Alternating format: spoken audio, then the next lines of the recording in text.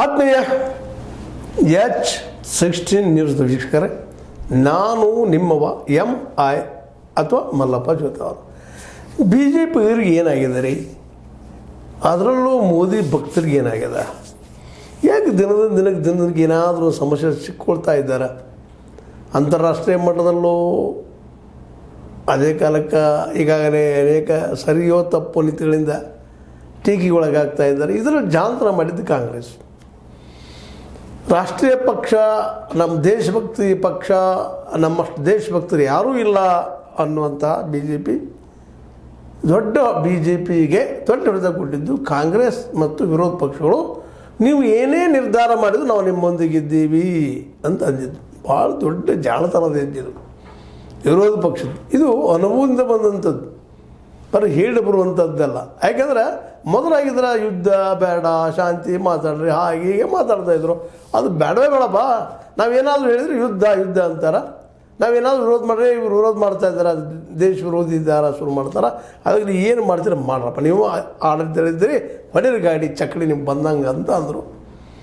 ಇವರು ಹೊಡೀಲಿಕ್ಕೆ ಶುರು ಮಾಡಿದರು. ಒಂದು ದೊಡ್ಡ ಅವಕಾಶ ಕಳ್ಕೊಂಡ್ಬಿಟ್ರಲ್ಲ ಬಿ ಜೆ ಪಿಗರು ವಿರೋಧಿಗಳನ್ನ ಹೊನಿಯುವಂಥ.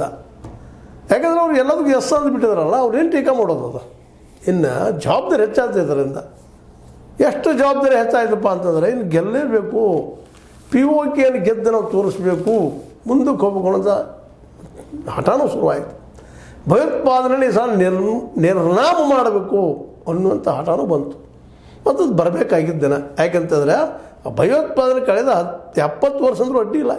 ಭಯೋತ್ಪಾದನೆ ಇದರ ಮಧ್ಯದಲ್ಲಿ ಸಿಕ್ಕ ಭಾರತದ ಒದ್ದಾಟ ಹೋಗಿತ್ತು. ಡಿಫೆನ್ಸ್ಗೆ ಸಾಕಷ್ಟು ಖರ್ಚು ಮಾಡಿತ್ತು. ಹೀಗಾಗಿ ಇಲ್ಲಿ ಶಿಕ್ಷಣ ಬೆಳೀಲಿಲ್ಲ ಸರಿಯಾಗಿ. ಈ ದೇಶದಲ್ಲೇ ಆರೋಗ್ಯ ಸರಿಯಾಗಿ ಸಿಗಲಿಲ್ಲ ಬಡವರಿಗೆ. ಹೀಗಾಗಿ ಒದ್ದಾಟ 15 to 20%, 25% ಅಥವಾ 20-25% ಬರೀ ಡಿಫೆನ್ಸ್ ಖರ್ಚು ಮಾಡಿದ್ವಿ ನಾವು. ಹೀಗಾಗಿ ಸ್ವಲ್ಪ ಫೈನಲ್ ಅಪ್ಪ, ಡೂ ಆರ್ ಡೈ ಅಂತೇಳಿ ನಿರ್ಧಾರ ಮಾಡಿದ್ರು. ಯಾಕೆ ಇಡೀ ವಿರೋಧ ಪಕ್ಷಗಳಲ್ಲಿ ಬೆನ್ನಿಗಿದ್ದು ಈ ಸಂದರ್ಭದನ್ನು ಸರಿಯಾಗಿ ಉಪಯೋಗ ಮಾಡ್ಕೊಂಡು ಅವರು ಒಳ್ಳೆಯ ಕೆಲಸನ ಮಾಡಿದರು. ಅಡ್ಡಿ ಇಲ್ಲ, ಒಳ್ಳೆ ಹೊಡೆದು ತಳೆದಿರ್ತವೆ. ಹಾಗೆ ಮುಂದೋಗಿ ಏನಾದರೂ POKನ ಹೊಡೆದು ತಮ್ಮ ಕೈಗೆ ತೊಗೊಂಡಿದ್ರಪ್ಪ ಅಂದ್ರೆ ಇವತ್ತು ಬಿ ಜೆ ಪಿಗರು ಹೀರೋ, ಅಲ್ಲಿ ಎರಡು ಮತ್ತಿಲ್ಲ. ಆದರೆ ಈ ನಡುವೆ ಒಂದು ದೊಡ್ಡ ದುರ್ಘಟನೆ ನಡೆದು ಹೋಗ್ಬಿಡ್ತು.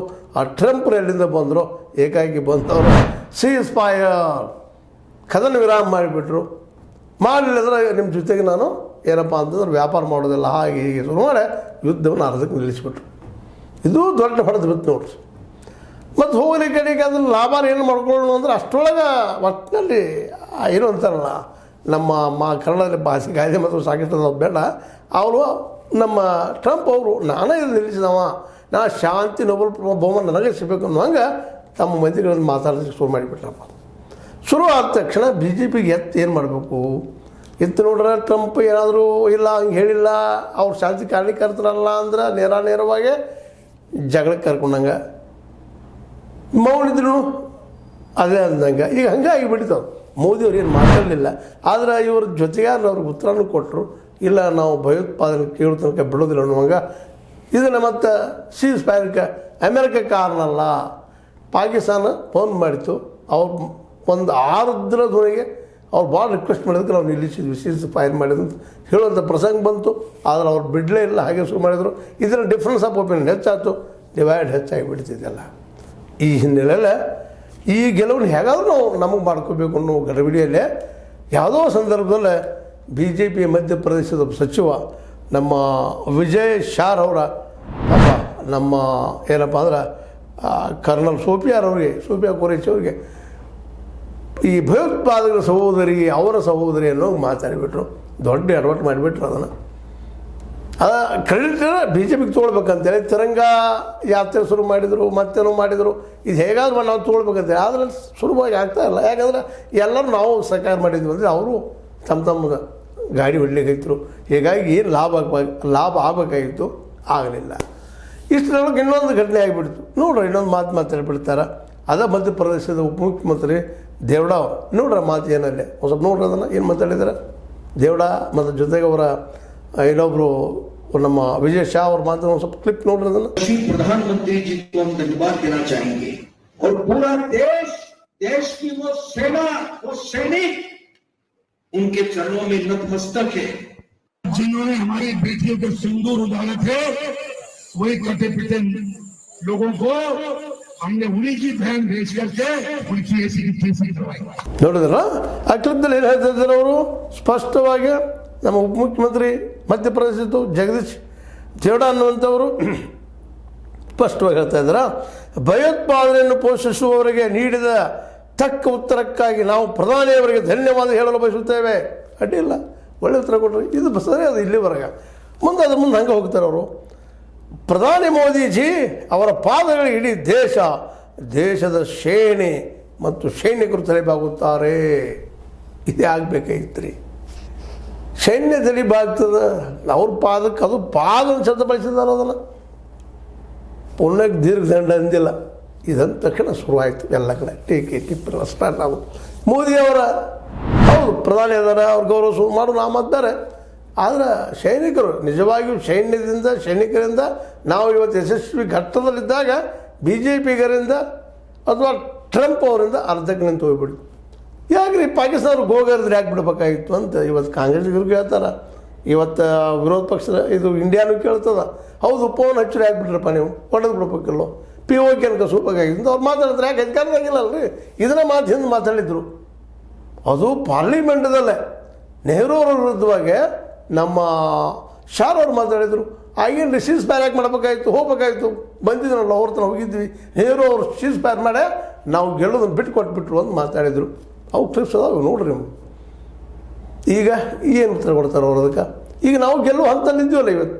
ಸ್ವತಃ ಇವ್ರ ಕೈಯಲ್ಲಿ ಅಧಿಕಾರ ಇತ್ತು, ಮೋದಿಯವ್ರ ಕೈಯಲ್ಲಿ ಅಧಿಕಾರ ಇತ್ತು, ಶಾರ್ ಅವ್ರ ಕೈಯಲ್ಲಿ ಅಧಿಕಾರ ಇತ್ತು, ಇವ್ರು ಯಾಕೆ ಹೊಡಿಲಿಲ್ಲಪ್ಪ ಲಾಹೋರ್ ತನಕ, ಪಿ ಓ ಕೆನ ಯಾಕೆ ಹಿಡ್ಕೊಳ್ಳಿಲ್ಲ ಅಂತ ಇವತ್ತು ಕಾಂಗ್ರೆಸ್ಸಿಗರು ವಿರೋಧ ಪಕ್ಷ ಕೇಳ್ತಾ ಇದ್ದಾರೆ. ಅದ್ರ ಮೇಲೆ ಇದೊಂದು ಎರಡು ಮಾತುಗಳು ಕಾಲಿಗೆ ಬೀಳುವಂಥ. ಸೈನಿಕರು ಯಾಕೆ ಕಾಲಿಗೆ ಬೀಳ್ತಾರೆ ರೀ?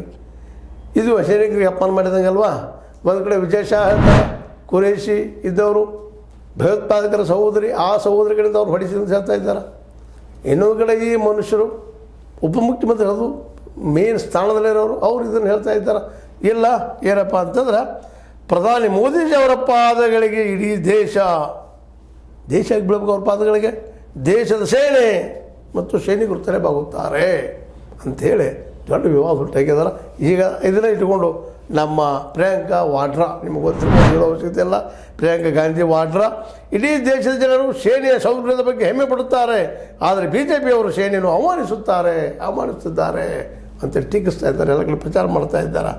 ಅದಕ್ಕಾಗಿ ಸೇನೆ ಮತ್ತು ಯೋಧರಿಗೆ ಅಪಮಾನ ಮಾಡುವ ನಾಯಕರ ವಿರುದ್ಧ ಕ್ರಮ ಕೈಗೊಳ್ಳುವ ಬದಲು ಅವರನ್ನು ಉಳಿಸಲು ಬಿ ಜೆ ಪಿ ತನ್ನ ಕೈಲಾಷ್ಟು ಪ್ರಯತ್ನ ಮಾಡುತ್ತಿದೆ ಅಂತ ಮತ್ತೆ ಟೀಕೆ ಮಾಡ್ತಾರೆ. ಇವ್ರನ್ನ ಕಳಿಸ್ಬೇಕಾಯ್ತು ಇಬ್ಬರು. ಖುರೇಶಿ ಅವ್ರನ್ನ ಟೀಕೆ ಮಾಡಿದಂಥವ್ರು, ಭಯೋತ್ಪಾದಕ ಸಹೋದರಿ ಅಂತ ಕರೆದಂಥವ್ರನ್ನ, ಇನ್ನೊಬ್ಬರು ಪಾದಗಳಿಗೆ ಚೈನ್ ನಿಂತಿದ್ದು ಏನಪ್ಪ ಮೋದಿಜಿ ಅವರ ಪಾದಗಳಿಗೆ ಇಡೀ ದೇಶದ ಸೇನೆ ಮತ್ತು ಸೈನಿಕರು ತಲೆಬಾಗುತ್ತಾರೆ ಅಂತ ಹೇಳುವಂಥ ಇವರಿಬ್ಬರನ್ನ ಇವತ್ತು ಸಸ್ಪೆಂಡ್ ಮಾಡಿರಿ. ಇದು ದೇಶ ವಿರೋಧಿ ನೀತಿ. ಇವರಿಂದ ದೇಶ ಪ್ರೇಮಿಗಳು, ದೇಶ ವಿರೋಧಿಗಳು ನಮ್ಮ ಸೈನ್ಯ ಗೆಲ್ತದೆ. ನಾವು ಅವ್ರ ಪಾದಕ್ಕೆ ನಾವು ಬೆಳಬೇಕಪ್ಪ, ಅವ್ರು ನಾವು ವಂದಿಸಬೇಕು, ಗೌರವಿಸಬೇಕು. ಅದು ಬಿಟ್ಕೊಂಡು ಮೋದಿಜಿ ಅವ್ರು ಒಬ್ಬರು ಮಾಡಿದಾರೆ ಇದನ್ನು. ಮೋದಿಜಿ ಅವ್ರು ಏನು ಸಂಬಂಧ? ಹೌದು, ಈ ದೇಶದ ಪ್ರಧಾನಿ ಗೌರವ ಕೊಡೋಣವರು ಒಕ್ಕಟ್ಟಿನಿಂದ ಮಾಡಿದ್ರು, ನಾವು ಬೆಂಬಲ ಸೂಚಿಸಿದ್ವಿ. ಅದಕ್ಕೆ ಅವ್ರು ಒಬ್ಬರಿಂದ ಆಗಿಲ್ಲ, ನಾವು ಬೆಂಬಲ ಸೂಚಿಸಿದ್ವಂತೆ ಇವತ್ತು ಕಾಂಗ್ರೆಸ್ ಮತ್ತು ವಿರೋಧ ಪಕ್ಷಗಳು ಮಾತಾಡ್ತಾ ಇದ್ದಾವೆ. ಹೀಗಾಗಿ ಈಗ ಅಡಕೆ ಅಂತಲ್ಲ, ಇದೇ ಇರಬೇಕು ಮೋಸ್ಟ್ಲಿ ಸಿಕ್ಕಂಗಾಗಿದೆ ಬಿ ಜೆ ಪಿ ಮತ್ತು ಮೋದಿ ಅವರಿಗೆ.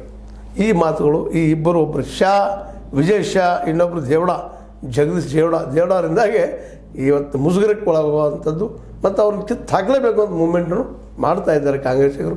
ಅವ್ರನ್ನ ಕಿತ್ತು ಹಾಕ್ತಾರೋ ಇಲ್ಲೋ ಗೊತ್ತಿಲ್ಲ, ಆದರೆ ಅವ್ರು ರಕ್ಷಣೆ ಮಾಡಿದರು ಅನ್ನೋಂಥ ಆರೋಪ ಮಾತ್ರ ಇವ್ರ ಮೇಲೆ ಇರೋದ್ರಿಂದಾಗಿ ಸಹಜವಾಗಿ ಜನಸಾಮಾನ್ಯರಿಂದ ಅದರಲ್ಲೂ ಸೈನ್ಯದ ಮನದಿಂದ ದೂರಿಸಿರುವ ಕೆಲಸಗಳು ನಿರಂತರವಾಗಿ ನಿರಾತಂಕವಾಗಿ ಮುಂದುವರಿತಾ ಇದ್ದಾವೆ. ಇದು ಬಿ ಜೆ ಪಿಗೆ ದೊಡ್ಡ ಒಂದು ಹೊಡೆತ, ಹೌದಿಲ್ರಿ? ಸೈನಿಕರ ಹಾರ್ಡ್ ವರ್ಕ್ ಮಾಡಿ ಜೀವ ಒತ್ತೆ ಇಟ್ಟು ಹೋರಾಟ ಮಾಡಿದ ನಮಗೆ ಮೊನ್ನೆ ಗೆಲ್ಲುವ ಹಂತಕ್ಕೆ ಬಂದಿದ್ದೀವಿ. ನೆಹರೂನ ಟೀಕಾ ಮಾಡುವ ಹಕ್ಕು ಇವತ್ತು ನಮ್ಮ ಶಾರ್ ಅವರಿಗಾಗಲಿ ಮೋದಿ ಅವರಿಗೆ ಇಲ್ಲ ಅನ್ನೋದು ಈ ಘಟನೆ ಸ್ಪಷ್ಟ ಆಗ್ತದೆ.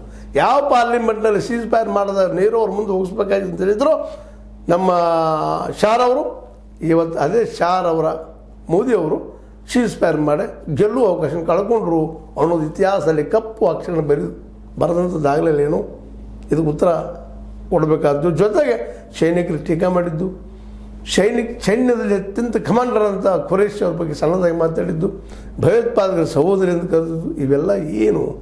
ಇವ್ರ ಸ್ಥಿತಿ ಏನು? ಎಲ್ಲಿ ಬಂದು ಹತ್ತದ ಬಿ ಜೆ ಪಿ ಅಂದರೆ ಬಿ ಜೆ ಪಿಯು ದಿನಕ್ಕೆ ತನ್ನ ಮೊದಲನೇ ದೇಶಭಕ್ತ ಅನ್ನುವಂಥ ಪಕ್ಷದಿಂದ ಕೆಳಗೆ ಇಳಿತಾ ಇದೆ ಅನ್ನೋದು ಇವೆಲ್ಲ ಘಟನೆಗಳಿಂದ ಸ್ಪಷ್ಟ ಆಗ್ತಾ ಇದೆ.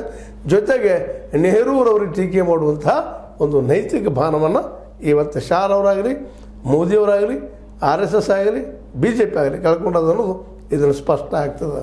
ಆಗೋದಿಲ್ಲ ರೀ. ಇನ್ನೊಬ್ರು ಟೀಕೆ ಮಾಡೋದು ಭಾಳ ಸುಲಭ, ಅದು ಸ್ವತಃ ಅದನ್ನು ನಾವು ಕಾರ್ಯರೂಪಕ್ಕೆ ತಂದಾಗ ಎಷ್ಟು ಕಷ್ಟ ಅನ್ನೋದಕ್ಕೆ ಈ ನಡೆದಂಥ ಸೀಸ್ ಫೈರ್ ಸಾಕ್ಷಿ ಅಂತ ಹೇಳ್ತಾ, ಇದು ನಿಮ್ಗೆ ಲೈಕ್ ಆಗಿರ್ಬೋದು. ಲೈಕ್ ಮಾಡಿ, ಶೇರ್ ಮಾಡಿ, ಕಮೆಂಟ್ ಮಾಡಿ, ಜೊತೆಗೆ ಸಬ್ಸ್ಕ್ರೈಬ್ ಆಗೋದು ನಿಲ್ಲಿಸ್ಲಿಕ್ಕೆ ಹೋಗ್ಬೇಡ್ರಿ. H60 ನ್ಯೂಸ್ ಅರ್ಥಾತ್ ಸೀತಾರಾಮ ಸತ್ಯದ ಕೈಗಳಲ್ಲಿ ವಂದನೆಗಳು.